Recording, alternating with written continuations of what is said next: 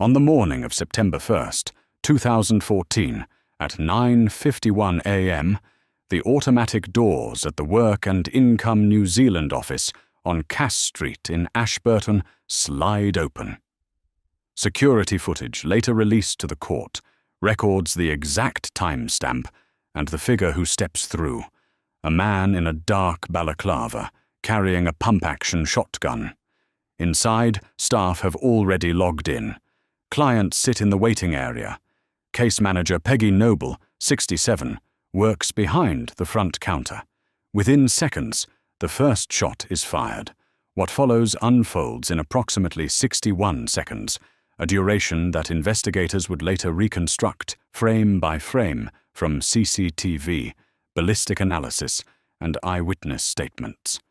At that moment, no one in Ashburton knows that this attack is the culmination of weeks of escalating grievances, formal warnings, and missed institutional opportunities involving the gunman, Russell John Tully. On that Monday morning, the Cass Street office operates like any other public service counter in provincial New Zealand. Staff arrive before 9. The building's layout, later documented in WorkSafe's case study diagrams, shows a standard configuration.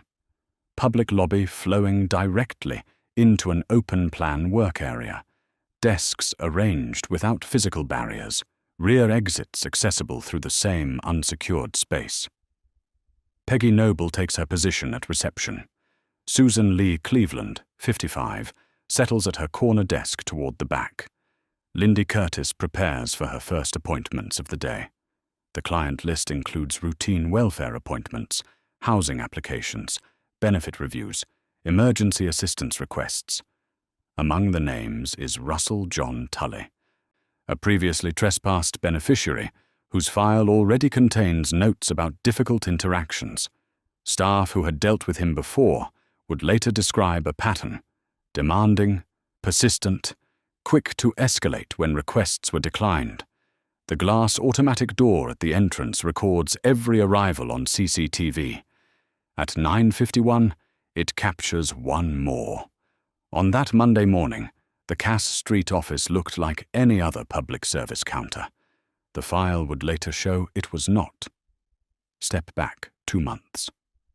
July and August 2014 find Russell John Tully living rough in Ashburton, a tent pitched by the river, occasional nights in the town domain, his possessions scattered or abandoned. Local media coverage from the period captures fragments of his situation. A homeless man in his 50s, vocal about housing difficulties, describing himself as returning to Ashburton to deal with a skin condition he treated with hydrogen peroxide. Ashburton Guardian and New Stalk ZB, reporting from those weeks, show Tully seeking public sympathy, presenting himself as someone failed by the system. The institutional record tells a parallel story: wins interaction. Logs document multiple visits, requests for emergency housing, applications for various grants, some approved, others declined as falling outside legal entitlements. Case managers note his behaviour as demanding.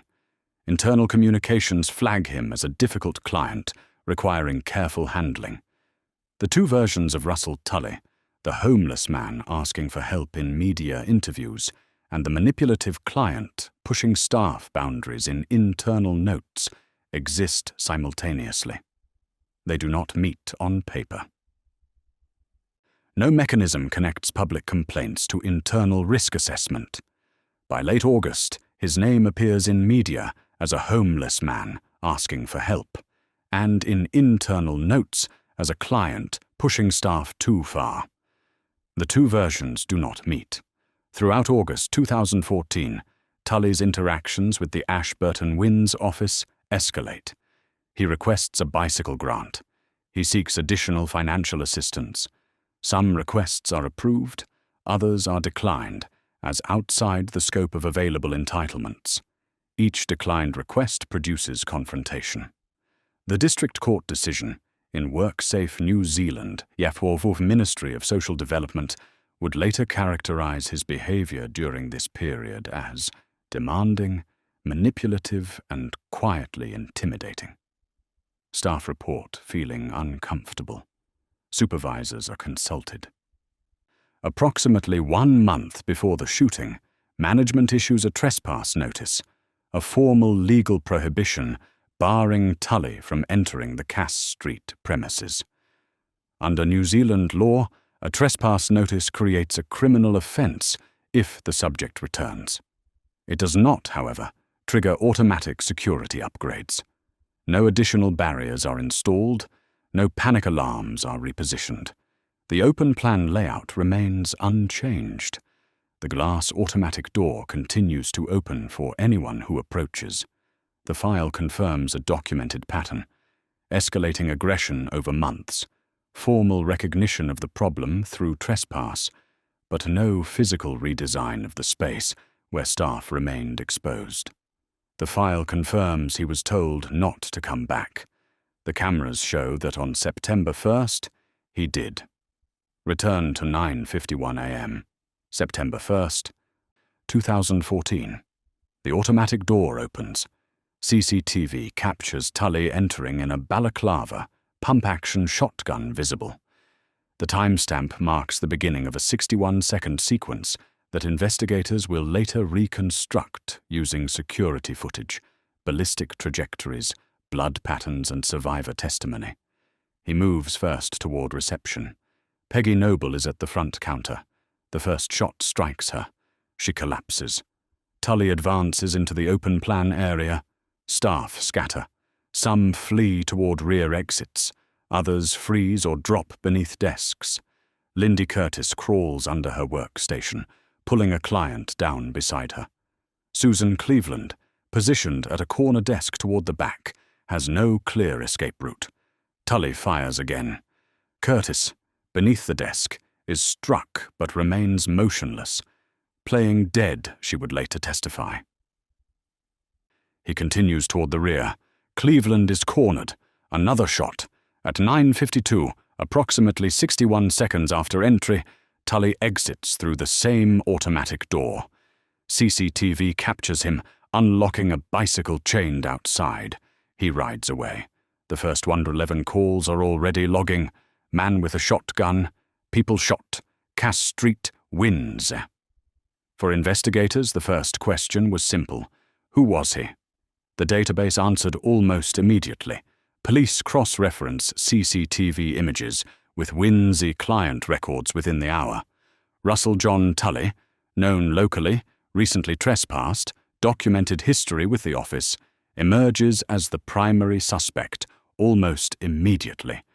His face is familiar to case managers who survived. His file is already flagged. Armed officers deploy across central Ashburton. A cordon seals the commercial district. Police helicopters sweep the surrounding rural area. Community alerts warn residents to stay indoors, report any sightings. Media reports from that afternoon name the suspect after his apprehension. John Henry Tully in some early coverage, later standardized to Russell John Tully in court documents. The manhunt lasts hours, not days. By late afternoon, officers locate him on a rural property outside Ashburton. The arrest unfolds without gunfire. A police dog is deployed. Court records would later note Tully's attempt to gouge the dog's eyes during the apprehension, a detail preserved in the evidential file. By nightfall, the suspect is in custody. Forensic teams are still processing the Cass Street scene. Noble and Cleveland are confirmed deceased. Curtis and another staff member are hospitalized with gunshot wounds. By nightfall, the suspect was in custody. The harder work, explaining how this ever became possible, was only beginning. The forensic processing of the Cass Street office begins within hours of the shooting and continues through September 2nd.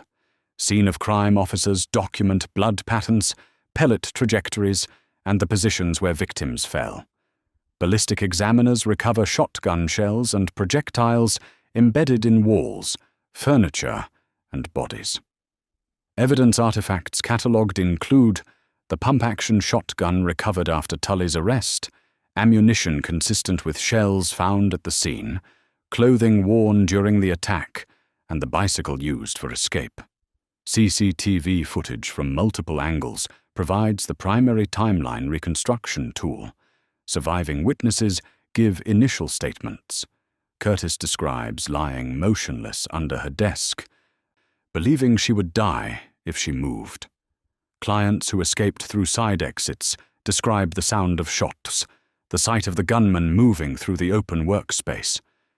Staff from neighboring businesses report seeing a man in a balaclava ride past on a bicycle moments after hearing what they thought were fireworks. By the end of September 2nd, investigators have assembled a preliminary day of timeline. Previous sightings of Tully in the area, entry at 9:51, shots fired over 61 seconds, exit and bicycle escape, arrest on rural property by late afternoon. Once the immediate facts were fixed, the file began to move backwards, into his history, and into the warnings already on record. Over the following months, and into the 2016 trial, investigators and Crown prosecutors reconstruct the rampage sequence in granular detail. CCTV footage provides the primary timeline.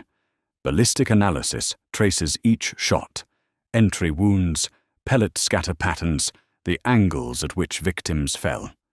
Court exhibits include layout diagrams mapping the positions of Noble at reception, Cleveland at her corner desk, Curtis beneath her workstation, and other staff and clients at the moment of entry.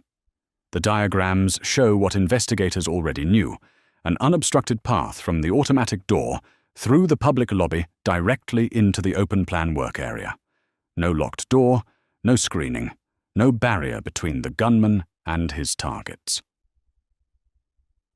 Crown Counsel described the attack in trial summaries as deliberate and planned. The 61-second duration appears repeatedly in court reporting, a compressed time frame that allowed no meaningful defensive response. The physical reconstruction of the shooting is methodologically straightforward. Footage plus ballistics plus witness statements equals confirmed sequence. The harder reconstruction is behavioral, tracing the escalation that preceded September 1st, identifying the points where intervention might have occurred. The physical reconstruction was clear. The harder reconstruction was behavioral. How long had this been coming? Investigators reviewing Tully's background find a pattern legible only in retrospect.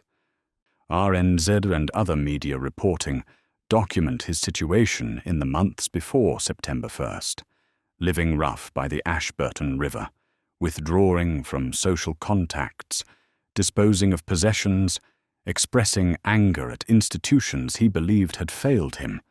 High Court sentencing remarks from Justice Mander would later observe that Tully's actions were driven by a developed sense of grievance over perceived unfair treatment by Wynn's staff in the preceding months. The WorkSafe case file summarizes the interaction history. Some requests granted, others declined within policy parameters, behavior escalating with each refusal. What the record does not contain is a specific, documented threat to carry out a shooting. No statement in the file says, "I will return with a gun." Instead, investigators find a general pattern: aggression, entitlement, hostility that contemporary workplace safety literature would later classify as indicators of client-initiated violence. Risk. Each individual incident, viewed alone, appears manageable. A difficult client, a tense interaction, a trespass notice served. Viewed together, across weeks and across case notes, they form an escalation curve that points toward September 1st. On paper, the office had a difficult client. In hindsight, investigators saw a trajectory. The institutional dimension of the case emerges through the WorkSafe New Zealand prosecution of the Ministry of Social Development. The charge, failing to take all practicable steps to protect employees from the hazard of client-initiated violence at the Ashburton office. The District Court judgment acknowledges complexity. A specific lone gunman attack by a particular individual on a particular day was not, the court finds, reasonably predictable, but the general hazard category, client-initiated violence, in a public-facing welfare office, was known, documented, and had recommended controls. Those controls were not in place at Cass Street. The judgment notes the absence of secure staff-only zones, the free flow between public lobby and work areas, the lack of physical barriers that might have slowed or obstructed an armed attacker. These were reasonably practicable precautions. They had not been implemented. In the aftermath, MSD deploys security guards to WINS offices nationwide. Capital projects begin redesigning counters, interview rooms, and access points. The Ashburton office itself is reconfigured with barriers, controlled entry, and panic systems. The legal file concludes the risk was foreseeable, even if this exact attack was not. That distinction goes to the heart of which red flags were missed. The criminal trial proceeds in the High Court at Christchurch in 2016.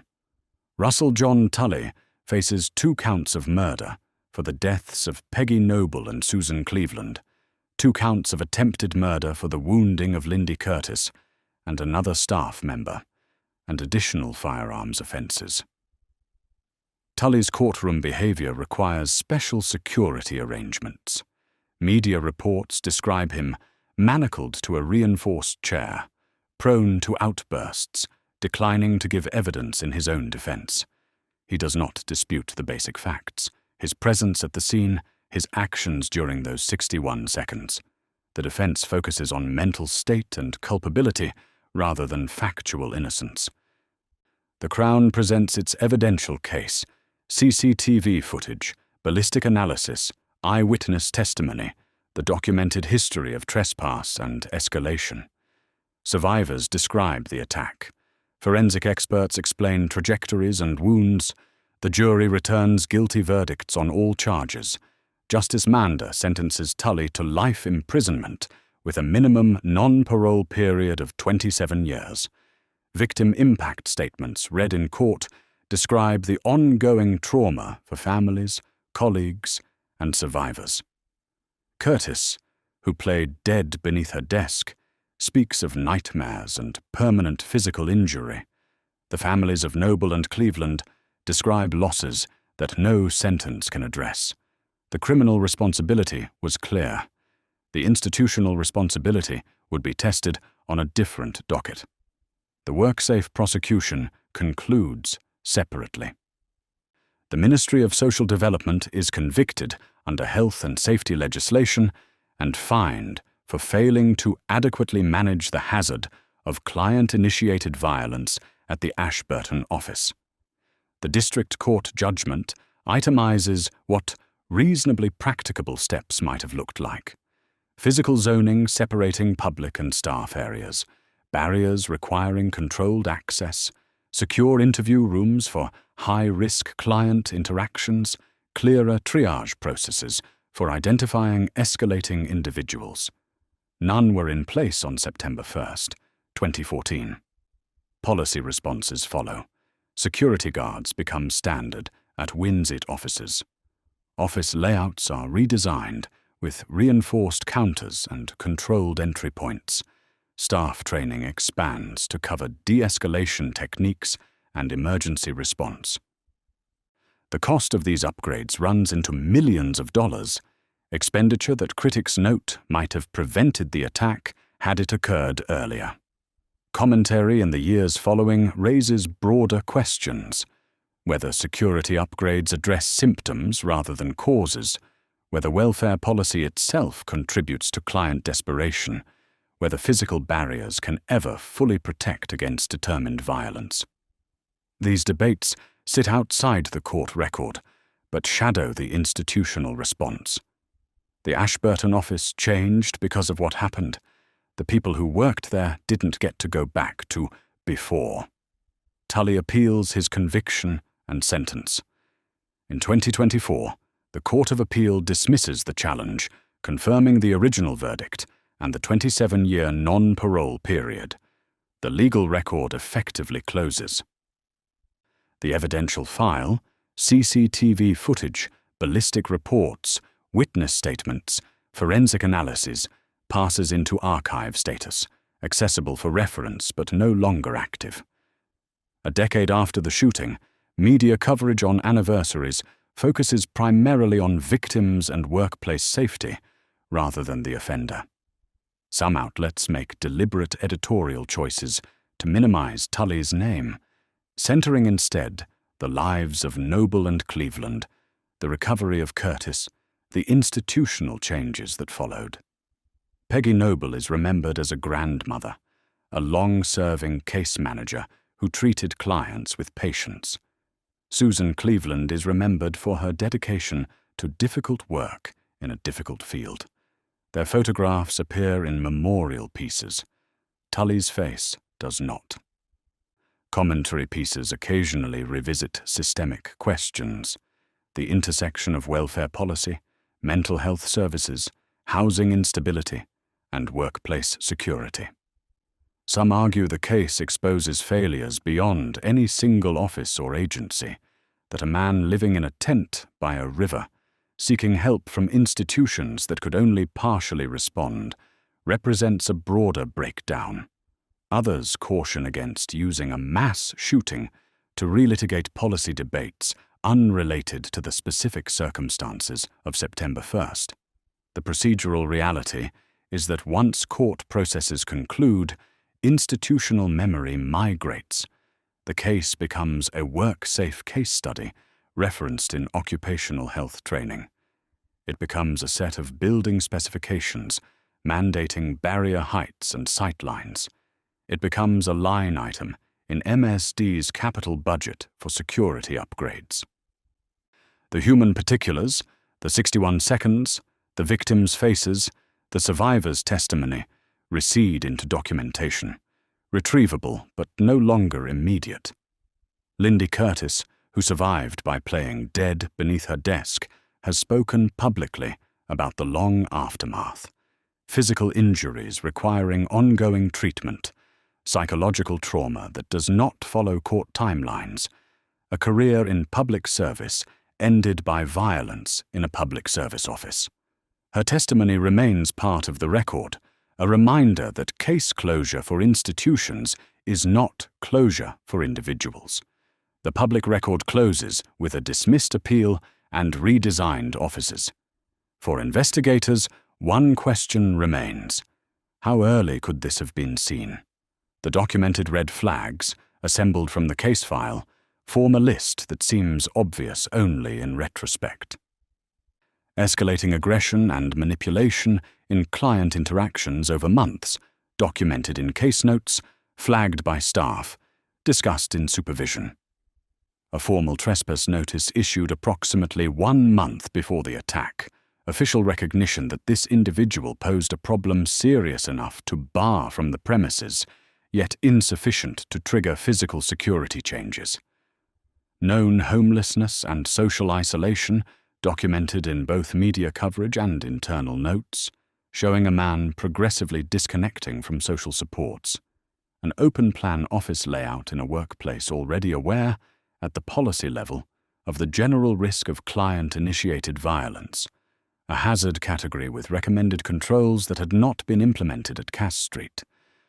What is not in the record: a clear, documented, specific threat to carry out a shooting. No statement captured in case notes that would have automatically triggered police intervention or security lockdown. No firearms license check requested. No mental health referral initiated.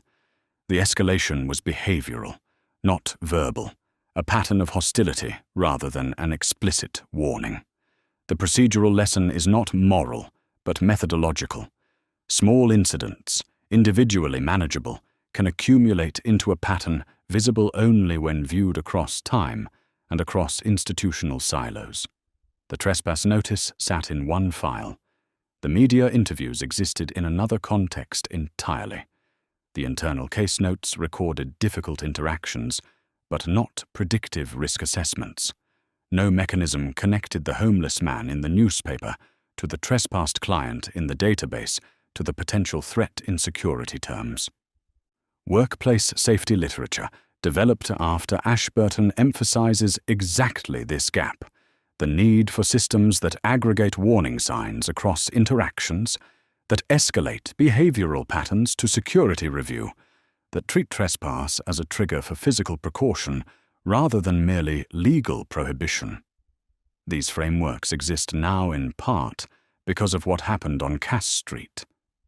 The automatic door, once an ordinary public entrance, then a crime scene boundary, now an access-controlled point with guards and barriers behind it, still records every arrival on CCTV. The building has been redesigned. The street looks much the same.